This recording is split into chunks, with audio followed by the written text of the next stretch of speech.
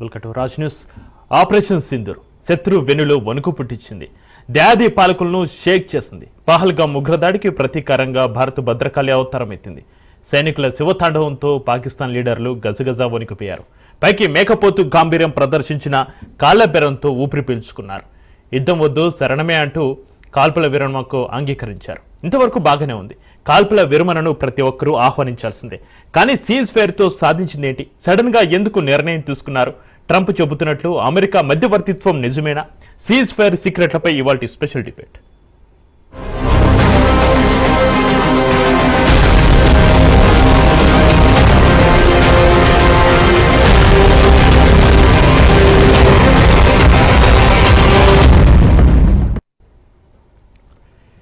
కాల్పుల విరమణ అంటూనే కాల్పులకు తెగబడింది పాక్ ఆర్మీ.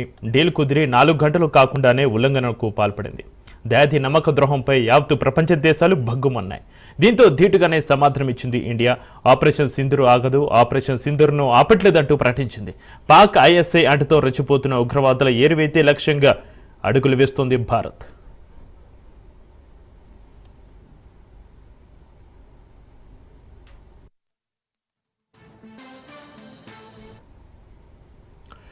ఏప్రిల్ 22న పహల్గామ్లో పర్యాటకులపై ఉగ్రవాదులు పంజ విసిరారు. టెర్రరిస్టుల దాడిలో 26 మంది అమాయకులు చనిపోయారు. కళ్ల ముందే భార్యలు తమ భర్తలను కోల్పోయారు. దీంతో ఆపరేషన్ సింధూర్ పేరుతో ఉగ్రవేట సాగించింది ఇండియా. పాకిస్తాన్ ఉగ్ర స్థావరాలపై మెరుపు దాడి చేసింది. ఇరు దేశాల మధ్య ఉధృత పరిస్థితులు నెలకొన్నాయి. దాడి చర్యలకు ధీటుగా ఎదుర్కొంటుంది ఇండియన్ ఆర్మీ. మెరుపు దాడులతో పాక్ రక్షణ వ్యవస్థపైనే దాడులు చేస్తుంది. ఫైటర్ జెట్లు, 100ల కొద్ది డ్రోన్లు, క్షిపణులను నేలమట్టం చేస్తుంది. దీంతో సైనికంగా, ఆర్థికంగా దాడి బలహీనపడింది.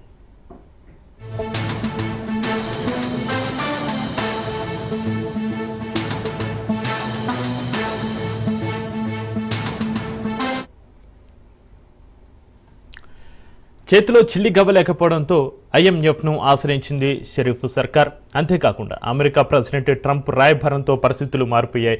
దీంతో కాల్పుల విరమణకు 2 దేశాలు అంగీకరించాయి. సీజ్ ఫైర్, ఆ తర్వాత ఫైర్, మళ్లీ సీజ్ ఫైర్ కొన్ని గంటల్లోనే అనేక పరిణామాలు అందరినీ విస్మయానికి గురిచేశాయి. పాక్ పాలకులు, ఆర్మీ మధ్య సమన్వయం కొరవడినట్లుగా స్పష్టంగా కనిపించింది.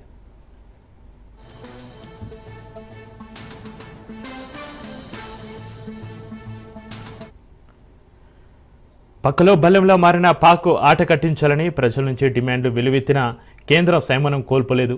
ప్రపంచంలో అధిక వృద్ధి రేటుతో అన్ని రంగాల్లో భారత్ దూసుకెళ్తుంది.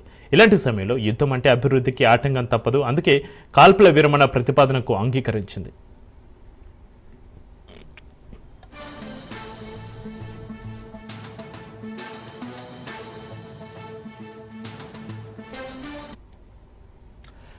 మరోవైపు విరమణ సరే, విధానం సంగతి ఏంటన్న ప్రశ్నలు కూడా వినిపిస్తున్నాయి. 1972 నాటి సిమ్లా ఒప్పందం, 1999లో ప్రకటించిన లాహోర్ డిక్లరేషన్ ద్వారా ఇరు దేశాల ద్వైపాక్షిక చర్చల ద్వారానే సమస్యలను పరిష్కరించుకోవాలి. మూడో పక్షం మధ్యవర్తిత్వాన్ని భారత్ ఏనాడు అంగీకరించలేదు. అందుకు భిన్నంగా సీజ్ ఫైర్ జరిగిందా? ట్రంప్ ట్వీట్ల మతలెబ్బేంటి అనే సందేహాలు సర్వత్రా వినిపిస్తున్నాయి.